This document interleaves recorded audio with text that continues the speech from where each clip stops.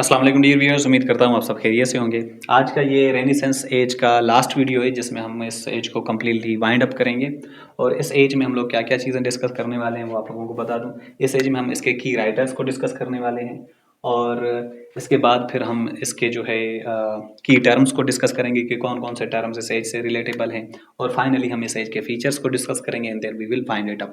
सो उम्मीद करता हूँ कि आप इस वीडियो से बहुत सारी चीज़ें सीखेंगे और ये एज आप लोगों की फिर कम्प्लीटली अंडरस्टैंडेबल हो जाएगी और ये आप लोगों की कंप्लीशन भी हो जाएगी। आधी चीज़ें या इनकम्प्लीट चीज़ें या इनकम्प्लीटनेस अच्छी चीज़ नहीं होती। तो चलिए इस एज को कंप्लीट करते हैं। डियर व्यूअर्स, हमारे पास इस एज से बिलोंग करने वाले की राइटर्स कौन कौन से हैं। नंबर 1 पे हमारे पास आता है father of English literature named as William Shakespeare, born in 1564 and died in 1616। ये और फ्रांसिस बेकन सेम ईयर में पैदा होते हैं और ये बंदा जिस दिन पे पैदा होता है उसी दिन पे ही मरता है। शेक्सपियर पैदा होता है 23 अप्रैल को and dies also on 23 April 1616। Dear viewers, he is considered to be the father of English literature. Shakespeare की जितनी बात की जाए तो इसमें तो पीएचडीज भी होती हैं, लेकिन फिर भी हम लोग प्रिसाइज तरीके से डिस्कस करेंगे एग्जाम पॉइंट ऑफ व्यू से भी और इसकी कॉमन अंडरस्टैंडिंग भी हो जाए।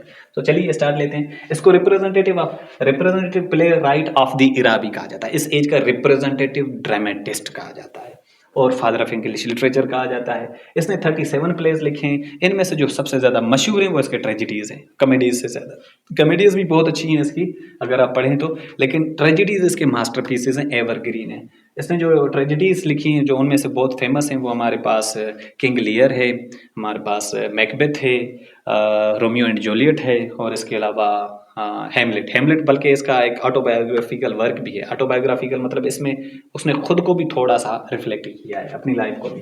सो डियर व्यूअर्स, विलियम शेक्सपियर के ड्रामास हमारे पास 37 है। विलियम शेक्सपियर के सोनेट्स, ड्रामास के अलावा इसने सोनेट्स भी लिखे थे, 154 सोनेट्स लिखे और इन सोनेट्स में से इसके जो मुझे बहुत ज़्यादा ज़बरदस्त सोनेट्स लगते हैं इसके और टेक्स्ट बुक्स में भी इंक्लूड किए गए हैं। एज अ टीचर मैंने पढ़ाए भी हैं और मैंने बहुत इन्जॉय भी किया। इनमें से 2 सोनेट्स बहुत ही ज़बरदस्त इंपॉर्टेंट हैं इसके। एक है 116 जो कि है let me not to the marriage of true minds और दूसरा इसका है shall I compare thee to a summer's day. ये दोनों इसके जो सोनेट्स हैं बहुत ही ज़बरदस्त मास्टरपीसेस हैं, आप देख लेना जो है। और इसका जो है शेक्सपियरियन जो सोनेट स्टाइल था वो क्या था, राइम स्कीम उसकी क्या हुआ करती थी, A B C D E F G G. आप इसको गा भी सकते हैं, A B C D E F G G. फिर इसके बाद हमारे पास इसका जो सोनेट का स्ट्रक्चर था वो क्या था, 3 क्वार्टरन्स हुआ करते थे। 4 लाइनों वाला स्टैंजा, फिर 4 लाइनों वाला स्टैंजा, फिर 4 लाइनों वाला स्टैंजा, फिर लास्ट में 2 लाइन्स वाला स्टैंजा जिसे हम कपलेट कहते हैं। क्वार्टरन कहते हैं 4 लाइनों वाले को। फिर हमारे पास इसके फेमस पोइम्स भी हैं। ऐसा नहीं है कि इसने सोनेट्स लिखे और इसने जो है ड्रामास लिखे, इसने लॉन्ग पोइम्स भी लिखी हैं जैसे कि वेनिस एंड एडोनिस है और इसके अलावा फिनिक्स एंड टर्टल है, रेप ऑफ द लुक्रीस है हमारे पास। ये भी इसके फेमस पोइम्स हैं। सो डियर व्यूअर्स, शेक्सपियर को इधर वाइंड अप करते हैं, आगे बढ़ते हैं। हमारे पास अगला कौन सा है और कौन कौन से राइटर्स हैं इस एज के हमारे पास। जी डियर व्यूअर्स, अगला है हमारे पास क्रिस्टोफर मार्लो। ये भी बहुत ज़बरदस्त ड्रामेटिस्ट रहा है अपनी एज का, इस रेनेसेंस एज का। डियर व्यूअर्स, इसकी बर्थ होती है 1564 में। देखो इसकी एज भी वही है। बहुत सारी कंस्पायरेसी थ्योरीज भी हैं कि शेक्सपियर ही क्रिस्टोफर मार्लो था और क्रिस्टोफर मार्लो ही शेक्सपियर था। काम को इधर से पकड़े हैं उधर से। सो डियर व्यूअर्स, ये कंस्पायरेसीज हैं, फिर ये डिसअपियर हो जाता है, फिर दूसरे नाम के साथ शेक्सपियर होके आता है। मतलब ये रिसर्च के बेस पे मैं बात कर रहा हूँ। By the way, Christopher Marlowe को जो है मास्टरी थी एक चीज़ में, वो क्या थी, ब्लैंक वर्स को यूज़ करना। ब्लैंक वर्स कैसे थे, मतलब ऐसी पोइट्री, ऐसे वर्सेस का इस्तेमाल कि जिसमें आप राइम स्कीम यूज़ नहीं करते। तो ड्रामाज में तो ये राइम स्कीम यूज़ नहीं करते थे, पोइट्री तो नहीं लिख रहे। सो इसकी जो है ना ब्लैंक वर्स बहुत ही ज़्यादा स्ट्रॉन्ग होती थी और बहुत ज़बरदस्त तरीके से यूज़ कर रहा था। इसके जो फेमस वर्क्स हैं, माइटी लाइन्स जो है, मार्लोस माइटी लाइन्स किसको कहते हैं, इसका जो वर्क है ना हमारे पास टेम्बरलिन द ग्रेट, अमीर तैमूर के ऊपर, उसको जो है इसका माइटी लाइन्स कहते हैं। माइटी लाइन्स मेरे ख्याल से एक और हिसाब से भी कहते हैं कि ये ब्लैंक वर्स का इसने बहुत अच्छे से यूज़ किया है। सो डियर व्यूअर्स, इसके फेमस वर्क्स हमारे पास कौन से हैं, डॉक्टर फास्टस है, टेम्बरलिन द ग्रेट है एंड द ज्यू ऑफ माल्टा है, और भी इसके वर्क्स हैं। बाय द वे, आप लोगों को ये बता दूं, जो डॉक्टर फास्टस है ये इसका क्लासिकल वर्क है। क्यों? 7 डेडली सिंस आप लोगों ने सुने? 7 डेडली सिंस लिटरेचर में बहुत मशहूर हैं। 7 डेडली सिंस ऐसे 7 कबीरा गुनाह, बहुत बिग सिंस जिनकी कोई माफ़ी नहीं है, या जो आपकी तबाही का ज़रिया बनते हैं, उनको जो है 7 डेडली सिंस कहते हैं। और इस एक ड्रामा में उसने सारे 7 डेडली सिंस को जो है रिफ्लेक्ट किया है डॉक्टर फास्टस की शक्ल में। सो डियर व्यूअर्स, अगला हमारे पास बेन जॉनसन है। बेन जॉनसन के बहुत ज़्यादा फेमस वर्क इस एज से बिलोंग करते हैं, जो कि इसने लिखे हैं, कॉमेडीज़ लिखे हैं और मास्क भी लिखे हैं। अभी मास्क आप पूछोगे कि मास्क क्या है, वो आगे टर्म जाके हम लोग समझेंगे। इंक्लूडिंग वॉलपोन, वॉलपोन इसका जो है ड्रामा है, कॉमेडी है। द अल्केमिस्ट है, और इसके अलावा every man in his humour, और एक और भी है, every man in his humour, every man out of his humour. अगला जॉन वेबस्टर है, इसने डार्क कॉमेडीज, डार्क ट्रेजेडीज लिखी थी, और इसके ये 2 ट्रेजेडीज बहुत मशहूर है और एमसीक्यूज में भी आते हैं। Who has written the White Devil, या फिर who has written the Duchess of Malfi.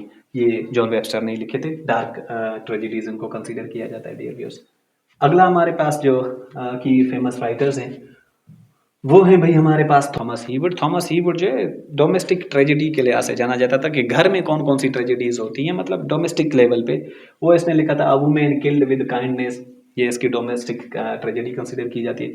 Thomas Middleton बहुत ज़्यादा मशहूर है, इसके ये दोनों वर्क्स पूछे भी जाते हैं एग्जाम्स में। The changeling and the revenger's tragedy, ये इसने लिखे थे। और हमारे पास ब्यूमेंट एंड फ्लेचर, इन्होंने मिल के काम किया था, कोलाबोरेटिव वर्क किया था। प्रोड्यूस फ्लास्टर, ये भी बहुत फेमस वर्क है। और किंग एंड नो किंग, ये भी इनका फेमस वर्क है, ये याद रहे, एमसीक्यूज के लिहाज से आ सकता है। एडमंड स्पेंसर के लिहाज से बहुत सारे एमसीक्यूज बनते हैं डियर व्यूअर्स। पहला एमसीक्यूज बनता है पोइट्स ऑफ पोइट किसे कहते हैं, सॉरी पोइट ऑफ पोइट्स किसे कहते हैं, एडमंड स्पेंसर को। फेरी कोइन किसने लिखा है, एडमंड स्पेंसर ने लिखा है। और इसके अलावा a painter without brush in his hand, वो कौन है, वो भी इसी के लिहाज से फेमस है, इसको कहते हैं एडमंड स्पेंसर को। और इसके जो फेमस वर्क्स हैं वो द फेरी क्वीन है हमारे पास, और इसने सोनेट की कलेक्शन लिखी थी एमोरेटी, ठीक है। अपना इसने एक सीक्वेंस इंट्रोड्यूस किया था जिसे स्पेंसरियन स्टेंजा कहते थे या सोनेट कहते थे। सो डियर व्यूअर्स, अगला हमारे पास सर फिलिप सिडनी बहुत ज़बरदस्त बंदा है। इसने जो है डिफेंस ऑफ पोइट्री लिखा था। डिफेंस ऑफ पोइट्री इसलिए लिखा था क्योंकि उस इसी एज में कोई ऐसे बंदे ने एक और वर्क लिखा था जो जिसमें वो पोइट्री को क्रिटिसाइज करता है। प्लेटो ने भी क्रिटिसाइज किया था कि पोइट्स जो है इमिटेशन करते हैं। इमिटेशन करते हैं मतलब यूजलेस है, पोइट्री किसी काम की नहीं है, लोगों को डल बनाती है, सुस्त बनाती है, कायल बनाती है, आशिक बनाती है लेकिन जो है पोइट्री की वजह से ब्यूटी भी तो आती है ज़िंदगी में। पोइट्री की वजह से इंसान के इमोशंस जो हैं वाइब्रेट भी तो होते हैं, इंसान के जहनों में खूबसूरती भी तो आती है, ख्यालात में खूबसूरती, एक हिसाब से तरतीब भी आती है। So poetry makes the man witty, ये किसने कहा था, फ्रांसिस बेकन ने कहा था। So dear viewers, Philip Sidney ने डिफेंस ऑफ पोइट्री लिखी थी। डिफेंस में पोइट्री के एक बंदा था जिसने लिखा था कि पोइट्री इज़ यूजलेस, जैसे कि प्लेटो ने कहा था। फिर उसको बाउंस बैक किसने किया था, एरिस्टोटल ने। उसने कहा ऐसा भी नहीं है कि पोइट्री लोगों को डल बनाती है या बस इमिटेशन ऑफ इमिटेशन है, पोइट्री की भी इंपॉर्टेंस है। इसी तरह फिलिप सिडनी ने भी डिफेंस ऑफ पोइट्री इस तरह लिखा था कि पोइट्री की डिफेंस में पॉइंट्स दिए थे। और इसने ये भी कहा था कि poets are the unauthorised representatives of the world, मेरे ख्याल से ये इसकी बहुत फेमस लाइन भी है डिफेंस ऑफ पोइट्री की। और इसने सोनेट कलेक्शन भी लिखी है, एस्ट्रोफिल एंड स्टेला। और डियर व्यूअर्स, अगला हमारे पास है सर थॉमस वायार्ड, जिसने इंट्रोड्यूस किया था क्या, Petrarchan sonnet in England, along with collaboratively with Henry Howard, जिसको हम अर्ल ऑफ सरे कहते हैं। इन दोनों ने मिलकर पेट्रार्कन सोनेट जो है यहाँ पे इंट्रोड्यूस किए थे। और इसके अलावा माइकल डी सर्वेंटीज, इसने लिखा था डॉन किक्सिट। डॉन किक्सिट भाई इसको बाइबल ऑफ इंग्लिश लिटरेचर भी कहा जाता है, बहुत ज़बरदस्त वर्क है, often considered the first modern novel. और इसको फर्स्ट मॉडर्न नॉवल का दर्जा भी दिया जाता है कि ये ऐसे लिखा गया जैसे कि इसमें मॉडर्न एज के एलिमेंट्स रिफ्लेक्ट हो रहे हों, या मॉडर्न एज की लेवल का हो, या फिर ये कहा जाता है कि इस तरह के फीचर्स उसमें ऐड किए गए या इस तरह का लिखा गया जैसे कि उसने मॉडर्न एज के मैन को या सोसाइटी को रिफ्लेक्ट किया हो। सो डियर व्यूअर्स, ये हो गए इसके राइटर्स इस एज के। अगला हमारे पास है थॉमस नैश, ये यूनिवर्सिटी से बिलोंग करने वाला है भाई, वो जो 6 मैंने आप लोगों को बताए थे। इसका मास्टरपीस जो है हमारे पास वो है the unfortunate traveller. Thomas kid जो है हमारे पास स्पेनिश ट्रेजेडी, इसकी बहुत ही ज़्यादा फेमस है, जिसने स्पेनिश ट्रेजेडी लिखी। फिर हमारे पास जॉन लिली है जिसने यूफियस, ये इसका मास्टरपीस है, वो लिखा। जॉर्ज पीले ने द अरेंजमेंट ऑफ पेरिस, ये उसका मास्टरपीस है। सबके मैंने मास्टरपीसेस यहाँ पे लिखे जिनके बारे में एमसीक्यूज आता भी है। यूफियस किसने लिखा है, अरेंजमेंट ऑफ पेरिस किसने लिखा है, या अनफॉर्चुनेट ट्रेवलर किसने लिखा है। सो डियर व्यूअर्स, अगला है थॉमस मूर। थॉमस मूर के यूटोपिया से लिहाज से एमसीक्यूज बनता है। इसने भाई यूटोपिया प्रेजेंट किया था, अपना वर्क लिखा था जिसका नाम था यूटोपिया 1516 में। और यूटोपिया क्या होता है, एक ऐसी आइडियल परफेक्ट वर्ल्ड जहाँ पे कोई भी सफरिंग ना हो, कोई इम्परफेक्शंस ना हो, इनकम्प्लीटनेस ना हो, हर चीज़ हो, खुशी, हैप्पीनेस, दुनिया कंप्लीट परफेक्शन हो और हैप्पीनेस ही हैप्पीनेस हो। ऐसी यूटोपियन आइडियल वर्ल्ड को यूटोपिया कहते हैं डियर व्यूअर्स। तो इसने ये वर्क लिखा था। और हमारे पास अगला है फ्रांसिस बेकन, जिसने एसेज लिखे थे, फादर ऑफ इंग्लिश एसेज भी हमारे पास ये बंदा है। अगला नोवम ऑर्गेनम इसने लिखा है, इसका बहुत फेमस वर्क। और अगला हमारे पास इसका एडवांसमेंट ऑफ लर्निंग, और इसने एटलांटिस भी लिखा है डियर व्यूअर्स, इसके फेमस वर्क हैं। अगला हमारे पास सर वाल्टर रली है, रली, वाटर रलीफ या रली, जैसे प्रोनाउंस करो आप लोग। सो इसका जो मेजर रीजन का, इसका जो मेजर इंपॉर्टेंस है ना, ये बंदा दुनिया पूरी घूमता है, कैप्टन रहता है, शिप्स में इधर उधर एक्सप्लोरेशन करता है। तो इसने इस वजह से ये वर्क लिखा था, the history of the world. ये इसका मास्टरपीस वर्क है। और इसने द लाई भी लिखा था, एक और भी था निम्स रिप्लाई, कुछ इस तरह का कोई वर्क लिखा था। सो ये इसके हो गए हमारे पास रेनेसेंस एज के फेमस राइटर्स। डियर व्यूअर्स, अब हम इस एज के फेमस सोनेटियर्स को देख लेते हैं। फेमस सोनेटियर्स इस एज के कौन कौन से हैं? विलियम शेक्सपियर है, जिसने 154 सोनेट्स लिखे हैं, पब्लिश इन 1609। ये आ सकता है एज एमसीक्यू। सिडनीज के एस्ट्रोफिल एंड स्टेला कलेक्शन है, वो 1580 में जो है पब्लिश हुए थे। फिर हमारे पास स्पेंसर की एमोरेटी है, जो कि 1595 में जो है पब्लिश हुई थी। फिर वायाट और अर्ल ऑफ सरे ने टोटल्स मिससेलेनी, ये बंदे का नाम था, टोटल्स मिससेलेनी के नाम से क्या किया इन्होंने 16th सेंचुरी में ये पेट्रार्कन सोनेट जो इन्होंने जो है इंट्रोड्यूस किए थे। तो डियर व्यूअर्स, ये हो गए हमारे पास इस एज के सोनेटियर्स। अगला जो हमारे पास है की टर्म्स इस एज के। जी, की टर्म्स हमारे पास कौन कौन से हैं? सोनेट है, जो कि मैंने आप लोगों को शायद बताया। सोनेट है 14 लाइन्स की पोएम को कहते हैं। ये इटालियन से ये वर्ड आया है, सोनेटो से, विच जो है सोनेटो जो है इटालियन वर्ड है, जिसका मतलब ये है कि कोई ऐसा कॉम्प्लिकेटेड इमोशन जो आप एक्सप्रेस कर रहे थे अपने वर्क में। और दूसरा हमारे पास शेक्सपियर एंड पेट्रार्कन सोनेट, जो हम लोगों ने डिस्कस कर लिए। यूटोपिया मैंने आप लोगों को बताया, point by sir Thomas More, referring to an ideally perfect state. ये आप लोगों को एक्सप्लेन भी किया मैंने।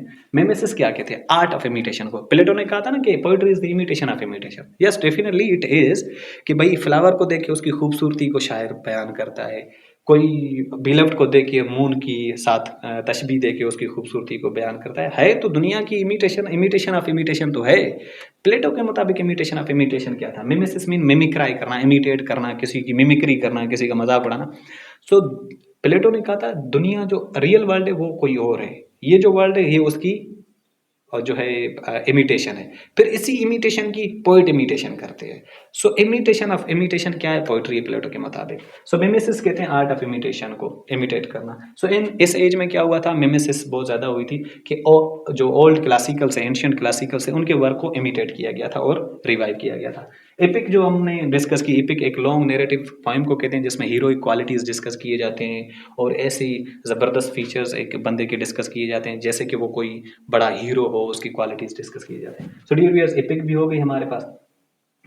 अगला हमारे पास है इस एज का की टर्म, वो है blank verse. Blank verse unrhymed poetry को कहते हैं, जिसके आखिरी अल्फाज सिमिलरली साउंड ना करें, उसको हम ब्लैंक वर्स कहते हैं। और फिर हमारे पास जो है ये मार्लो ने का जो है शेक्सपियर ने यूज़ किया, मैंने आप लोगों को बताया भी सही। और कोर्टली लव जो है पेट्रार्कनिज्म, कोर्टली लव, पेट्रार्कन जो सोनेट्स हैं वो सारे के सारे कोर्टली लव के ऊपर है मोस्टली, मतलब एलीट क्लास की ख्यालात के ऊपर, उनके लव के दरमियान, उनके एडवेंचर्स के बारे में। सो कोर्टली लव को पेट्रार्कनिज्म भी कहते हैं। पेट्रार्कनिज्म मतलब ये है कि आप कह सकते हो ऐसे वर्क्स, ऐसी पोइट्री जिसमें एलीट क्लास को या फिर प्रिंसेस और क्वींस और प्रिंस को और किंग्स को या उनके नाइट्स या नोबल क्लास के लव को डिस्कस किया जाए, उसको कोर्टली लव कहते हैं, पेट्रार्कनिज्म कहते हैं dear viewers. Masque dear viewers ऐसे ड्रामास को कहते हैं, ऐसे जो है वर्क्स को कहते हैं जो कि स्टेज पे परफॉर्मेंस किए जाते थे, लेकिन वो किसी ट्रेडिशन को रिप्रेजेंट करते थे, जिसमें डांस, म्यूजिक सब कुछ होता था लोगों को एंटरटेन करने के लिए। और लोग जो है इससे एंटरटेन भी होते थे और अपने ट्रेडिशन भी सेलिब्रेट करते थे ड्रामा की शक्ल में। जैसे कि हम अगर अपनी ईद के ऊपर, ईद उल अज़हा के ऊपर, ईद उल फितर के ऊपर कोई ड्रामा बनाएं, या अपनी कल्चर के ऊपर कोई शादी वादी के मुताबिक जो एक ड्रामा परफॉर्म करें, उसमें म्यूज़िक भी हो, डांस भी हो, इस तरह का कोई ड्रामा लिखा जाए तो उनको सेलिब्रेट किया जाए किसी थिएटर में, तो उसको मास्क कहते थे। पास्टोरल रोमांस कहते हैं love between, you can say shepherd and shepherdess, और उनकी एडवेंचरस लाइफ को, नई चीज़ें एक्सप्लोर करने को, उनके लव को, उनके इमोशंस को हम कहते हैं pastoral romance. So dear viewers, ये हो गए हमारे पास की टर्म्स इस एज की। और अब मैं आप लोगों को इस एज के फीचर्स बता दूं। फीचर्स में फिंगर टिप्स पे बताता हूँ, मैं स्लाइड लगाना भूल गया, sorry for that. Features, introduction of printing press हो गया, और यूज़ और इसके अलावा जो है ह्यूमनिज्म इस एज का फीचर है, ड्रामा इस एज का मेजर फीचर है, एपिक्स इस एज के मेजर फीचर्स हैं, लिटरेरी फीचर्स हैं ना ये, तो इस एज में जो चीज़ें हुई हैं तो उसको हम फीचर ही कंसीडर करेंगे। और इसके अलावा हमारे पास क्या है, साइंटिफिक डिस्कवरीज इस एज का फीचर है, एक्सप्लोरेशन इस एज का मेजर फीचर है। ठीक है, तो ये फीचर्स हैं जो हम टाइटल्स डिस्कस कर चुके हैं, इस एज में बहुत ज़्यादा इस्तेमाल हुए थे।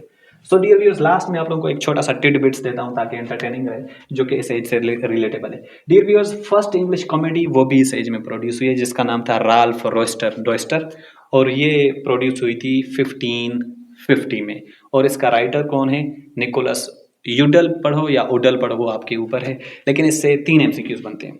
फर्स्ट इंग्लिश कॉमेडी वाज, आप कहोगे Ralph Doister. First English comedy Ralph Doister was written in 1550, ये दूसरा एमसीक्यूज। तीसरा एमसीक्यूज बनता है who wrote first comedy Ralph Doister, आप कहोगे निकोलस उडल। तो 3 एमसीक्यूज एक ही चीज से बनते हैं। अगला हमारे पास फर्स्ट इंग्लिश ट्रेजेडी गोरबोटक है जो कि 1561 में प्रोड्यूस की गई। इसको 2 बंदों ने लिखा है, 4 नहीं, 2 बंदों ने लिखा है। 2 बंदे कौन कौन थे हमारे पास, एक था थॉमस सेकविल और थॉमस नॉर्टन, दोनों थॉमस थे। इन्होंने जो है मिलकर ये कोलाबोरेटिवली लिखा, ये इंग्लिश की फर्स्ट ट्रेजेडी है डियर व्यूअर्स। अगला लियोनार्डो डा विंसी, किसने मोनालिसा को पेंट किया था, ये एमसीक्यूज आता है। So painter of Mona Lisa is Leonardo da Vinci. और लास्ट सपर का जो पेंटर है वो भी तो हमारे पास कौन है, लियोनार्डो डा विंसी। और जो है माइकल एंजेलो ने क्या किया था, इसने स्कल्प्टेड डेविड की स्कल्पचर बनाई थी, स्टेचू बनाया था। ये बहुत ही मशहूर स्टेचू है डियर व्यूअर्स इटली में।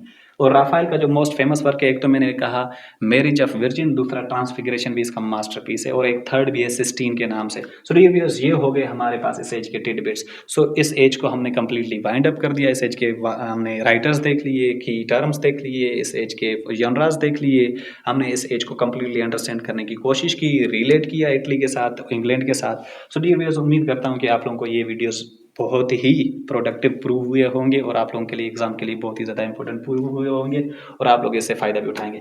थैंक यू सो मच यहाँ तक के लिए। अल्लाह हाफिज़। और इनके एमसीक्यूज़ में अगले वीडियोज़ में बनाऊंगा, मतलब कि जितने भी एजेस हैं उनको मैं पहले आप लोगों को क्लियर करवाऊंगा, उसके बाद उनके एमसीक्यूज़ भी बनाएंगे, एमसीक्यूज़, ताकि एग्ज़ाम के लिहाज से आप लोग कंप्लीटली वेरीफाइड तरीके से जाके एग्ज़ाम में बैठें और आराम से एग्ज़ाम क्रैक करके आएँ और मुझे दुआएं दें। Thank you so much. अल्लाह हाफिज़। Take care.